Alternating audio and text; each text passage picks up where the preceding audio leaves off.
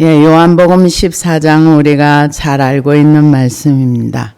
예수님이 십자가를 지시기 전에 13장, 14장에서 자신이 십자가를 지실 것이라 이러면서 이제 제자들과 함께 성만찬을 하고 세족식을 하시고 그러고 나서 이제 내가 지금 십자가를 질 것이다 그렇게 얘기를 할 때 다들 제자들이 뻥찐 거예요. 왜냐하면은 예수님의 제자들은 영적인 거나 하늘의 세계는 알지는 못하지만은 예수님을 통해서 이 땅에서 구약에 예언한 메시아가 예수님이라면 다윗과 같은 왕국이 이제 설립이 될 것이고 그러면은 그곳에서 자기네들이 굉장히 영향력 있는 그런 사람이 될 줄 알았는데 배도 버리고 다 버리고 따랐는데 갑자기 예수님이 십자가에 죽을 것이라 그러고 사흘 만에 부활할 것이라고 하는 얘기들을 제자들이 소화할 수가 없는 거예요. 그러니까는 굉장히 마음에 근심하고 그러니까 그런 얘기를 처음 들었다면은 그 제자들 입장에서는 내 3년이란 세월은 다 어디 간 거야? 나는 뭐야? 나는 배도 버리고 다 버리고 마태 같은 경우는 직장도 버렸는데 어떻게 살지? 뭐지? 이런 뻥찐 마음이 있었을 때 예수님께서 오늘 14장에 세 가지를 약속을 해 주셨어요. 제일 먼저는 마음에 근심하지 말라 하나님을 믿으니 또 너희들의 천국 너희들이 앞으로 가야 할 나와 다시 만날 처소를 내가 예배하러 갈 거야. 너희 영원한 것을 내가 보장해 줄게. 두 번째는 너희가 나를 믿어? 그러면 너희는 나보다 더 큰 일도 할 수 있어. 두 번째로 약속을 해 주셨어요. 세 번째는 너희가 무엇이든지 내 이름으로 구하면 내가 너희 기도를 들어줄 거야.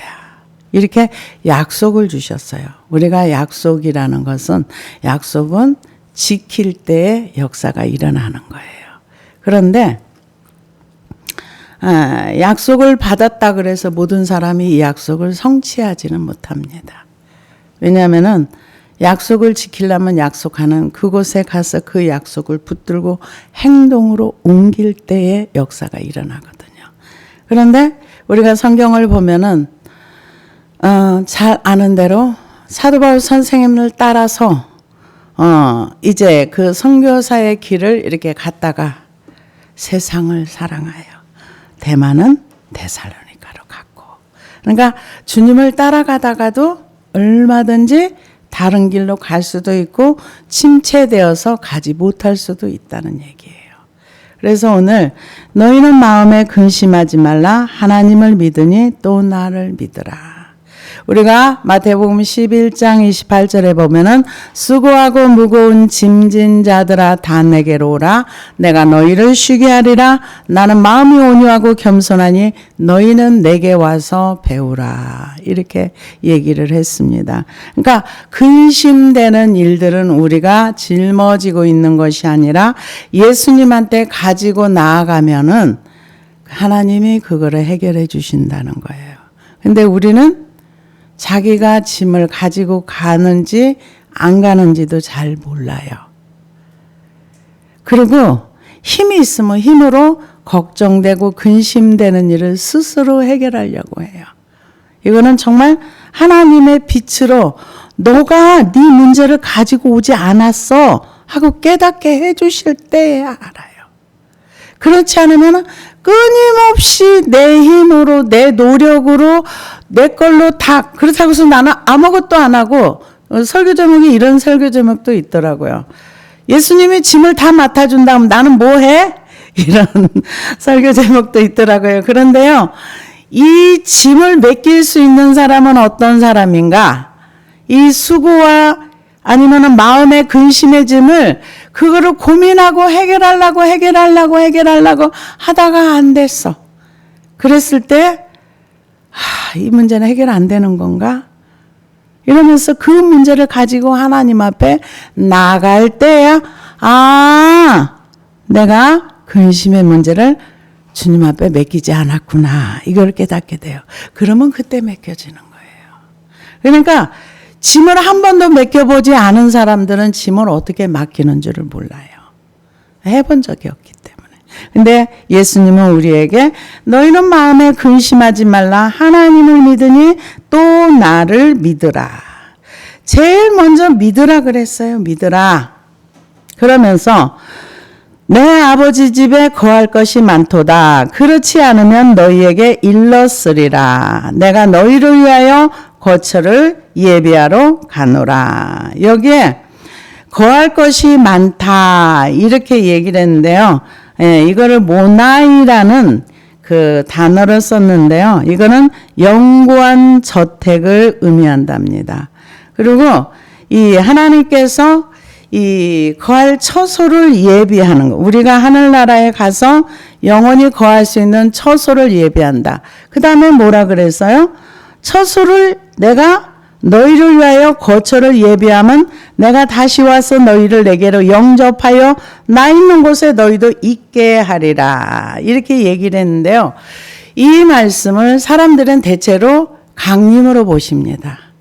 주님이 준비를 다 끝내시고 나면은 이제 그때가 언제입니까? 마지막 온 세상의 복음이 다 전파되면 그러면 그때 이제 강림하실 때 거처가 다 예비되면 그때 우리를 와서 영접해 주신다. 이거를 휴거라고도 표현을 합니다. 강림이라고도 표현하고요. 그래서 하나님께서 우리가 하나님을 믿는 사람들, 여기에는 믿는 사람이 포함되는 거예요. 믿지 않는 사람은 아무 상관이 없습니다. 그래서 시편 49편 6절에 보니까 자기의 재물을 의지하고 부유함을 자랑하는 자는 아무도 자기의 형제를 구원하지 못하며 그를 위한 속전을 하나님께 바치지도 못할 것은 그들의 생명을 속량하는 값이 너무 엄청나서 영원히 마련하지 못할 것임이니라. 그가 영원히 살아서 죽음을 보지 않을 것인가? 그러나 그는 지혜 있는 자도 죽고 어리석고 무지한 자도 함께 망하며 그들의 재물은 남에게 남겨두고 떠나는 것을 보게 되리로다. 그러나 그들의 속 생각에 그들의 집은 영원히 있고 그들의 거처는 대대에 이르리라 하여 그들의 토지를 자기의 이름으로 부르도다. 사람이 존귀하나 장구하지 못하며 멸망하는 짐승 같도다. 이것이 바로 어리석은 자들의 길이며 그들의 말을 기뻐하는 자들은 종말 이로다. 그들은 양같이 수월에 두기로 작정되었으니 사망에 그들의 목자일 것이라. 정직한 자들아 아침에 그들을 다스리리니 그들의 아름다움이 소멸되고 수월이 그들의 거처가 되리라. 그러나 하나님은 나를 영접하시리니 내 영혼을 수월의 권세에서 건져내시리로다. 그러니까 어리석은 자들은 사망의 그들의 목자가 되지만 하나님을 바라보는 자들에게는 하나님이 목자가 되셔서 그들을 수월의 권세에서 건져낸다. 근데 사람들이 자기가 사망을 목자로 두고 사는지조차도 모릅니다. 모르기 때문에 수월의 권세 아래 그냥 살고 있는 것입니다. 그런데 하나님께서 믿는 자들, 하나님을 믿으니 또 나를 믿으라. 믿는 자들에게는 하나님께서 우리와 영원히 살 수 있는 거처를 마련하시고 거처가 완전히 준비가 되면 다시 우리를 데리러 오시겠다. 이렇게 말씀하고 있습니다. 그래서 그런 말을 들었을 때 내가 너희를 위하여 거처를 예배하면 내가 다시 와서 너희를 내게로 영접하여 나 있는 곳에 너희도 있게 하리라. 이렇게 얘기하니까 소화가 안 되는 분이 계세요. 내가 어디로 가는지 그 길을 너희가 아느니라. 도마가 이르되 주여 주께서 어디로 가시는지 우리가 알지 못하거늘 그 길을 어찌 알겠사옵나이까. 도마는 모른다는 거예요. 왜 모릅니까? 안 가봤으니까. 그리고 예수님이 우리는 우리의 눈으로 보는 것 이상은 볼 수 없는 거예요. 이성과 논리로 판단할 수 있는 것 이상은 이렇게 보기가 어려워요. 그러니까 뭐라 그래요? 어디로 가는지 우리가 알지 못하는데 그 길을 어떻게 가요? 이렇게 얘기를 합니다. 그럴 때 예수님께서 이르시되 내가 곧 길이요 진리요 생명이 나로 말미암지 않고는 아버지께로 올 자가 없느니라. 여기서 그 길, 진리, 생명이라는 거는 모두 다 그라는 관사가 가지고 있어. 그 길, 그 진리, 그 생명. 그 유일한 길이라는 거죠. 그래서 이 예수님을 길로, 진리로, 생명으로 알기 위해서는 제일 먼저 뭐를 해야 되는가? 믿어야 돼요. 요한복음 20장 31절에 보니까 오직 이것을 기록함은 예수께서 하나님의 아들 그리스도이심을 믿게 하려 하며 또 너희로 믿고 그 이름을 힘입어 생명을 얻게 하려 함이니라. 그러니까 믿어야 생명이 들어온다는 거죠. 그래서 요한복음 17장 3절에 보니까 영생은 곧 유일하신 참 하나님과 그가 보내신 자 예수 그리스도를 아는 것이라. 아는 것이라는 거는요, 이렇게 지식적으로 하나님에 관하여, 예수 그리스도에 관하여 아는 것이 아니라 내가 사과를 먹어보고 사과의 맛을 아는 것처럼 내가 예수 그리스도를 만나보고 그 사랑이 이런 거구나. 이거를 삶의 현장 속에서 깨달은 거. 그거를 아는 것이라고 표현합니다. 그래서 하나님께서 이 땅에 아들을 보내신 목적은 요한복음 3장 14절에 보니까 모세가 광야에서 뱀을 든 것 같이 인자도 들려야 하리니 이는 그를 믿는 자마다 영생을 얻게 하려 하심이라. 하나님이 세상을 이처럼 사랑하사 독생자를 주셨으니 이는 그를 믿는 자마다 멸망하지 않고 영생을 얻게 하려 하심이라. 하나님이 그 아들을 세상에 보내신 것은 세상을 심판하려 하심이 아니요 그로 말미암아 세상이 구원을 받게 하려 하심이라. 그러니까 하나님이 이 땅에 아들을 보내신 목적은 심판의 목적이 아니라는 거죠. 하나님이 우리를 구원하기 위해서. 근데 구원받는 목적이 뭐냐? 받아들이는 거.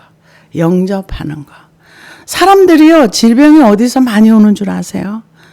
못 받아들이는 거. 자기 환경을 못 받아들이면 스트레스가 엄청나게 쌓여져요. 너무너무 힘들어요.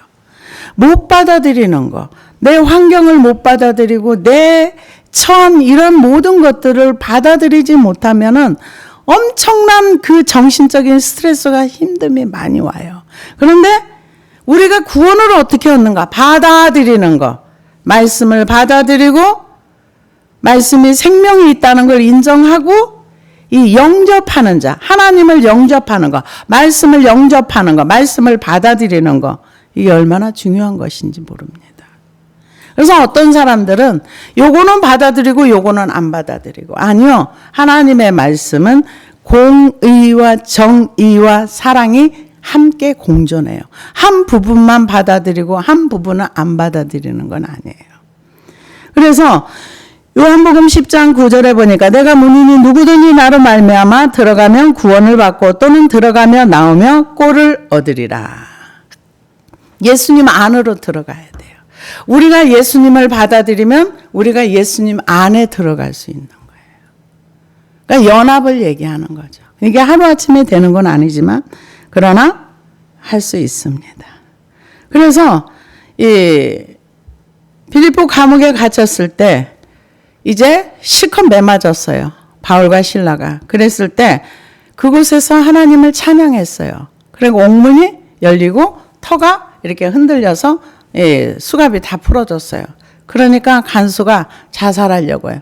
죽지 마라. 우리가 여기 있다. 그랬을 때 그 간수가 뭐라 그래요? 우리가 어떻게 하여야 구원을 얻으리까? 그랬을 때 주 예수를 믿으라. 그리하면 너와 내 집이 구원을 받으리라. 그렇게 말씀할 때 그 말씀을 받아들였어요. 그랬을 때 주의 말씀을 그 사람과 그 집에 있는 모든 사람에게 전하더라. 그럴 때 그 온 집이 다 구원받았어요. 어떻게? 받아들였을 때. 말씀을 받아들이는 거. 그래서 사도행전 4장 12절에도 다른 이로서는 구원을 받을 수 없나니 천하 사람 중에 구원을 받을 만한 다른 이름은 우리에게 주신 일이 없음이라 하였더라. 근데 요즘은 종교다원주의라 그래서 모든 종교에는 다 구원이 있다. 이렇게 얘기를 합니다. 그런데 우리는 다른 종교는 연구할 필요가 없어요. 왜냐? 천하에 구원받을 만한 이름을 우리에게 주신 일이 없다 했던 것처럼, 전에도 말씀을 드렸지만 다이아몬드를 연구하는 사람들은 가짜를 연구하지 않는답니다. 진짜만 계속해서 그거를 이렇게 보다 보면은 그냥 가짜가 보인대요. 그런 것처럼 이 지금 모든 종교에 다 구원이 있다고 하면 설명하면서 산꼭대기가 있다면, 산꼭대기에 구원이라고 친다면 동으로 올라가든 서로 올라가든 남으로 올라가든 북으로 올라가든 서쪽으로 가든 어디로 가든지 꼭대기만 올라가면 된다. 이렇게 해서 종교다원지를 설명을 해요. 그러나 성경은 그렇게 말하지 않아요. 산꼭대기는 동에서 올라가든 서에서 올라가든 남에서 올라가든 올라가면 꼭대기 지점 도착하는 건 맞아요. 그러나 구원은요, 자기가 섬긴 신을 따라가게 되어 있어요. 그 신이 어디로 인도하든지 간에 그 신이 가는 종착역에 자기가 가는 곳이에요. 그래서 우리는 천하에 구원받을 만한 이름을 예수 이름 외에 준 것이 없다는 말씀을 믿고 따라가기 때문에 그 외에는 구원이 없다고 우리는 선포하고 그것을 믿고 따라갑니다. 근데 요즘 굉장히 시끄럽습니다. 그런 부분에서. 그래서 우리가 그러면 예수님을 어떻게 따라가는가? 예수님은 직접 말씀하셨어요. 마태복음 16장 24절에 보니까 이에 예수께서 제자들에게 이르시되 누구든지 나를 따라오려거든 자기를 부인하고 자기 십자가를 지고 나를 따를 것이니라. 주님을 따라가기 위해서는 반드시 자기를 부인하고 자기 십자가를 지고 주님을 따라가라 그랬어요. 그러면은 자기 부인 안 하면 천국 못 가는가? 그거는 아닙니다. 왜요? 한평 강도도 천국을 갔거든요. 그래서 심은 대로 거둔다는 하나님의 공식적인 그 공평의 논리에 의해서 이 사도 바울 선생과 한평 강도가 천국에 똑같은 상급이 있다면 그거는 천국이 아닙니다. 왜? 공의가 실현되지 않기 때문에. 한평 강도와 사도 바울 선생님은 비교할 수 없는 상급의 차이가 있습니다. 그런데 많은 사람들이 그런 천국 난 안 간다. 그럼 불공평의 천국이 돼야 된다는 얘기예요. 어떻게 천국에서 차별이 있느냐? 상급의 차별이 있어요. 왜? 그건 성경에 얘기를 했기 때문에. 금으로 지은 거, 은으로 지은 거, 보석으로 지은 거, 나무와 풀은 다 사라지는데 나중에 본인은 구원받는다 그랬어요. 그래서 주님을 따라가려면 어떻게 해야 되는가? 자기를 부인해야 된다 그랬어요. 그러면은 우리는 삶 속에서 어떻게 해야 주님의 형상을 회복하고 주님의 모습을 닮아갈 수 있는가? 빌립보서 2장 5절에 보니까 너희 안에 이 마음을 품으라. 고 그리스도 예수의 마음이 그는 근본 하나님의 본체시나 하나님과 동등됨을 취할 것으로 여기지 아니하시고 오히려 자기를 비워 종의 형체를 가지사 사람들과 같이 되셨고 사람의 모양으로 나타나사 자기를 낮추시고 죽기까지 복종하셨으니 곧 십자가에 죽으심이라. 이러므로 하나님이 그를 지극히 높여 모든 이름 위에 뛰어난 이름을 주사 하늘에 있는 자들과 땅에 있는 자들과 땅 아래 있는 자들 모든 무릎을 예수의 이름에 꿇게 하시고 모든 입으로 예수 그리스도를 주라 시인하여 하나님 아버지께 영광을 돌리게 하셨느니라. 그러므로 나의 사랑하는 자들아 너희가 나 있을 때뿐 아니라 더욱 지금 나 없을 때 항상 복종하여 두렵고 떨림으로 너희 구원을 이루라. 이 얘기는 뭔 얘기냐? 예수 그리스도를 자기를 부인한 자는 왕으로 인정해야 된다는 거죠. 내가 왕으로 있을 때는 그분을 왕으로 모시지는 못합니다. 바울 선생님이 주님을 따라가기 위해서 자기를 부인하고 그 삶 속에서 예수님의 마음을 가지고 자기를 낮추고 예수님이라는 왕 앞에 무릎을 꿇었을 때 우리가 두렵고 떨림으로 우리의 구원을 이루어 나간 성화를 이루어 나가는 것입니다. 예수님의 우리에게 잃어버린 하나님의 형상이 회복되어 가는 과정이 첫 번째가 뭐냐? 자기를 부인하는 거. 두 번째가 뭐냐? 주님을 따라가기 위해서 예수 그리스도의 마음을 가지는 거. 우리는 보통 다 내 마음이 최고예요. 주님 안 따라가고 싶어해요. 왜? 주님 말씀과 충돌되거든요. 나는 나를 주장하고 싶은데 주님은 너 주장하지 마. 이렇게 얘기를 합니다. 그래서 우리가 말씀을 순종하는 거가 그렇게 쉽진 않아요. 어제 이제 어떤 분하고 통화를 하다 보니까 제가 그랬어요. 미움을 회개하세요. 그랬더니 그분이 하는 얘기가 한숨을 푹 쉬면서 천사처럼 살라고요? 아니요. 천사처럼 살려는 게 아니고요. 말씀에서 미움은 하나님이 회개하라고 했기 때문에 회개를 해야 되는 거예요. 그랬더니 난 천사처럼 못 사는데. 아니요. 미움은 꼭 회개를 하셔야 돼요. 해도 되고 안 해도 되는 것이 아니라 꼭 해야만 돼요. 그래야 문제가 해결이 됩니다. 그렇게 얘기를 했더니 한숨을 푹 쉬면서 그럼 한번 해봐야 되겠네. 그렇게 얘기를 하더라고요. 그래서 이게 하나님의 말씀에 순종하는 게 뭐냐? 하나님의 말씀이 미워하지 마. 미워하면은 죄야. 그럼 우리는 그것을 버리고 그 왕의 말씀에 순종하는 삶이 예수 그리스도의 마음을 품고 살아가는 거예요. 하나님을 믿는 사람들. 이거는 안 믿는 사람들에게 미움을 회개하라고 하지도 않았고 미워하지 말란 말도 한 거 아니에요. 이 주신 말씀들은 다 예수 그리스도를 주로 믿는 사람들, 구원받은 사람들, 생명이 있는 사람들에게 처소를 예비한다고 했고 예수님이 진리고 길이고 생명이라고 이렇게 말씀을 하신 겁니다. 그래서 이런 하나님의 세계를 우리가 알기 위해서는 하나님 앞에 나아가서 구해야 돼요. 뭐를 구해야 되는가? 시편 25편에 보니까 4절에 보니까 여호와여 주의 도를 내게 보이시고 주의 길을 내게 가르치소서. 주의 진리로 나를 지도하시고 교훈하소서. 주는 내 구원의 하나님이시니 내가 종일 주를 기다리나이다. 가르쳐달라고 해야 돼요. 근데 우리는 배우려고 안 해요. 주여 내게 가르치소서. 주여 내게 인도하소서.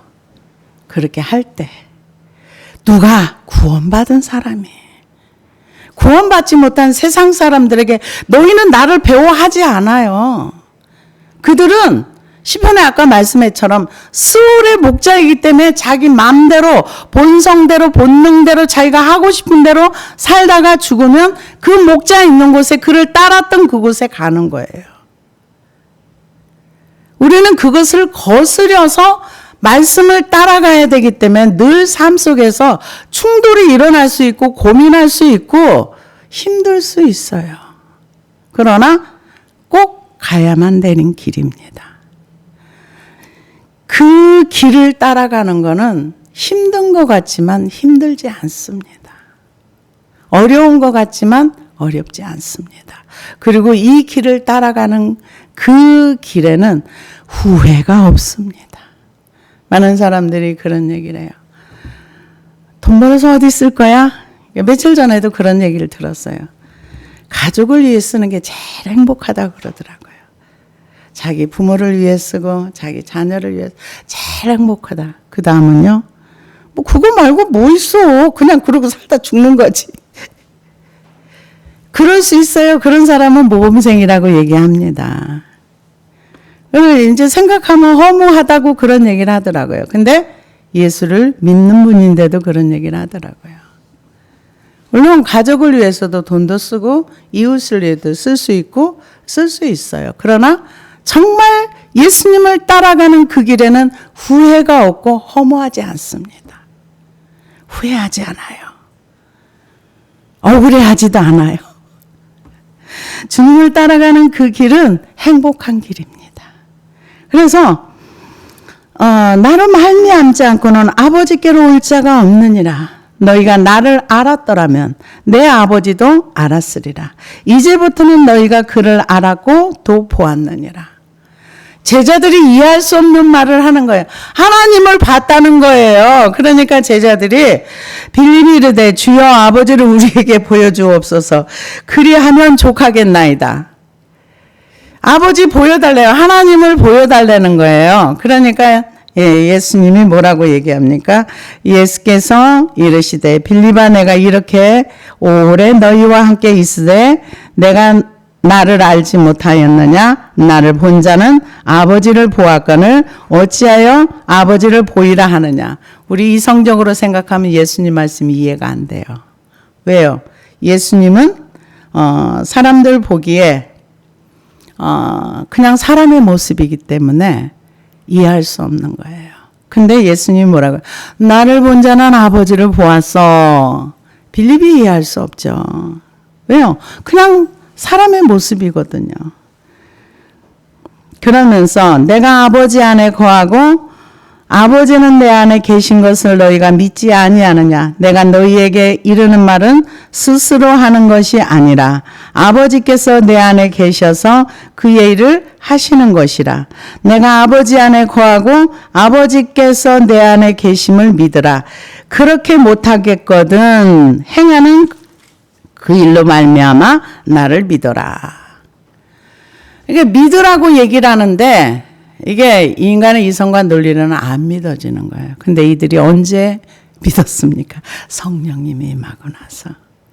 그러니까 성령님이 임하지 않으면 우리는 하나님을 따라가기가 어렵습니다. 성령이 아니고는 그리스도를 주시라 할 수 없다 했던 것처럼 우리가 성령님이 우리 안에 임할 때에만 하나님을 따라갈 수 있고 믿을 수 있는 거. 그러니까 예수님이 지금 하신 말씀은 아버지가 내 안에 있고 내가 아버지 안에 있고 이게 아버지가 내 안에 있는 것을 믿어라. 제자들이 이해가 안 갔던 거예요. 그러니까 예수님이 십자가에 돌아가실 때 다 도망갔지요. 다 도망갔지요. 그래서 이 요한일서 1장 3절에 보니까 태초부터 있는 생명의 말씀에 관하여는 우리가 들은 바요 눈으로 본 바요 주목하고 우리 손으로 만진 바라 이 생명이 나타내신 바 된지라. 이 영원한 생명을 우리가 보았고 증거하여 너희에게 전하노니 이는 아버지와 함께 계시다가 우리에게 나타나신 바 된 자니라. 우리가 보고 들은 바를 너희에게 전하는 것은 너희로 우리와 사귐이 있게 하려 함이니. 이제 이 말씀을 이해하지 못했던 사도 요한이 요한 1서에 가서는 우리가 보았고 만졌고 확실한 생명을 보았어. 성령님이 임하시고 난 다음에 아는 거예요. 그래서 우리가 아무리 내가 이성적으로 성경을 믿으려고 해도 믿어지지 않습니다. 그러나 하나님의 영이 임하시면 우리는 그분을 이 사도 요한과 같은 고백도 할 수 있어요. 우리가 정말 믿습니다. 그래서 이제 12절에 보니까 내가 진실로 진실로 너희에게 이르노니 나를 믿는 자는 내가 하는 일을 그도 할 것이요 또한 그보다 큰 일도 하리니 이는 내가 아버지께로 감이라. 이 말씀이 사람들에게는 이해할 수 없는 말씀이 있어요. 왜? 예수님보다 이게 약속이거든요. 내가 아버지께로 가는데 나를 믿는 자는 나보다 더 큰 일도 할 거야. 이렇게 얘기를 해 주신 거예요. 그랬을 때 이분들이 이거를 못 믿었겠죠. 그런데 실제로 이 일이 예수님이 부활승천하신 다음에 성령님이 임하시고 나서 이제 베드로에게 성령님이 임하고 그러고 나니까 한 번에 3,000명, 5,000명 이렇게 회개하는 역사가 일어나고 예수님이 하셨던 일, 안진뱅이도 이렇게 세우고 죽은 자도 살리고 근데 그것만 큰일이 아니라 그걸 통해서 이 전 세계적으로 복음이 전파되기 시작하면서 오늘 우리에게까지 복음이 왔습니다. 이게 큰일이죠. 그래서 앞으로 사도행전의 그 역사가 다시 한번 일어난답니다. 그때는 부분적으로 성취가 됐었는데 요에서 있는 말씀이 이제 앞으로 우리의 삶 속에서 그게 그대로 이제 열매가 맺혀서 요엘서 2장 28절에서 보니까 그 후에 내가 내 영을 만민에게 부어주리니 너희 자녀들은 장래일을 말할 것이며 너희 늙은이는 꿈을 꾸며 너희 젊은이는 이상을 볼 것이며 그때 내가 또 내 영을 남종과 여종에게 부어줄 것이며 내가 이적을 하늘과 땅에 베풀리니 곧 피와 불과 연기 기둥이라 이렇게 얘기를 했는데요. 이게 사도행전 2장에서 부분적으로 일어난 거예요. 이 말씀 그대로 베드로가 인용을 해서 말씀을 전했는데요. 앞으로 이제 주님이 오시기 직전에 이런 놀라운 역사가 다시 한번 일어난다. 이렇게 많은 사람들이 보고 있습니다. 그래서 큰 일을 한다는 것은 인간의 노력과 힘으로 하는 것이 아니라 하나님의 성령이 임하셨을 때 그런 역사와 놀라운 일이 일어난다는 거죠.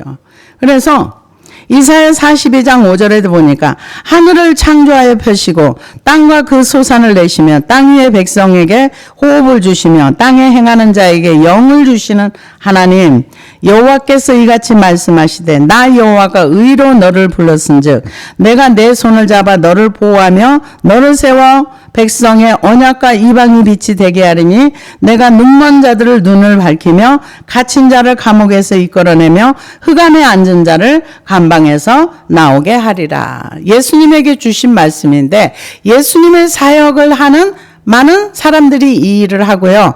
이 말씀을 흑암에서 불러내어 아들의 나라로 옮기셨다. 골로새서 1장의 말씀도 이렇게 나와 있습니다. 이게 예수님께서 약속하신 이 약속의 말씀을 믿었던 사람들에게 이런 큰일이 일어난 거예요.